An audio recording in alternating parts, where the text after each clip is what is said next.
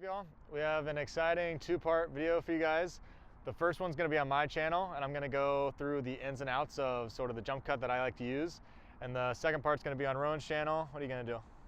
We're going to talk about the flick, throw, and go. Beautiful, sweet. So yeah, we're going to go over this video. After you're done watching this one, go over to Rowan's channel and give his video a look at too. So let's get into it. Okay, it's been a couple years since the jump cut was one of my staples. It seems like it's, still at the top of your list. Oh yeah. I watched your video on the jump cut, and it seemed like a lot of it was read-based, and you're not just going into a jump cut with an outcome in mind. Yeah. Can you talk me through the setup of the play? Yeah, 100%. Yeah. So first off, what I'm looking for mostly when I'm cutting downfield, the biggest thing I'm focused on is getting to the right depth level. So you always want to set yourself up for success by, I think maybe 10 to 15 yards is sort of the Goldilocks zone of where you want to set up your downfield cuts so that you can have a viable undercut and also a viable deep cut. And so that also puts your defender in a really tough position to know which one you're going to go with, because both are an option.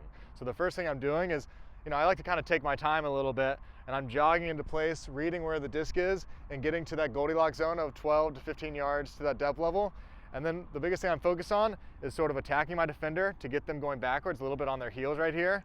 And I like to get a little skip into it so that I have that momentum, so I'm not just sort of flat-footed running in a straight line. So I get to my little level right here, and that's when I am reading my defender, seeing how they're responding to me kind of attacking them when I'm skipping towards them.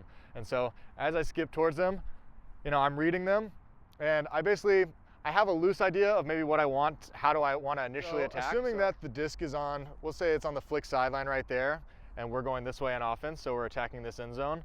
And so what that's going to look like is I'm climbing onto stage right here, and I'm looking to cut into that flick lane right here, either way. So if I get to the right depth, then right here I have all the advantage because the defender doesn't know if I'm going to go under or deep. So I'm going to be skipping towards my defender, sort of reading how they're playing it.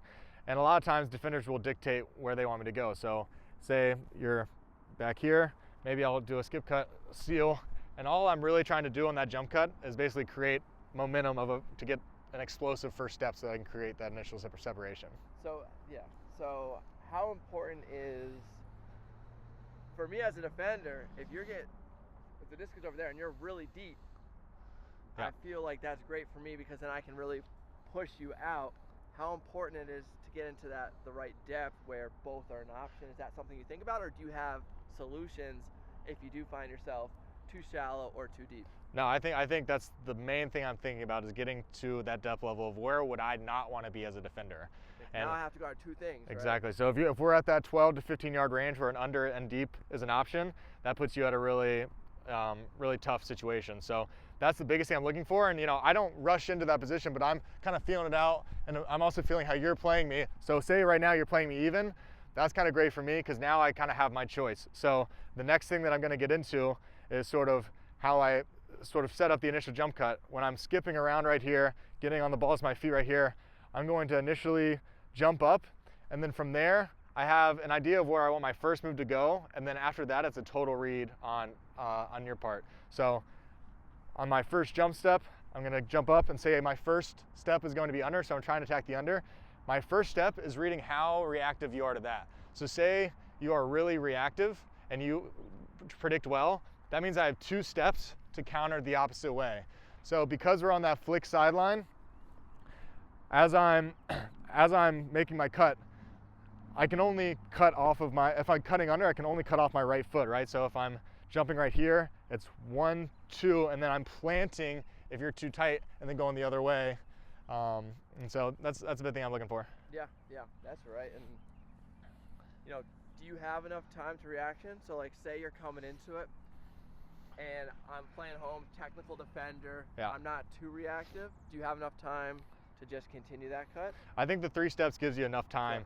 Sure. A lot of times if I'm setting up a cut that's like 1, 2, 3, then that's something I have kind of predicted in my mind already of how I'm going to do it. But I think having the 3 steps where I'm jumping 1, 2 here, that's enough time to react to based on your plan.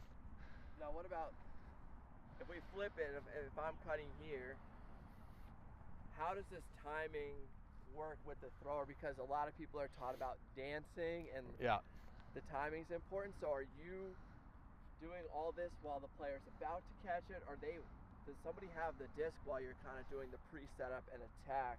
Yeah, Okay. and that's definitely something I got in trouble with a lot early in my career, was too much dancing, trying to create too much separation. But first things first, it's definitely important to be anticipating where the disc is going so you can get yourself into this right depth level as quickly as possible. And yeah, in terms of dancing, you know, I think the biggest thing that you have to remember is, you know, the thrower is going to look for any separation. So especially when I'm cutting under, if I have a shoulder right here, I'm going to pretty much keep going, attacking, you know, if I have like at least a half a step, because that's all you need in like higher levels of play, is that half step.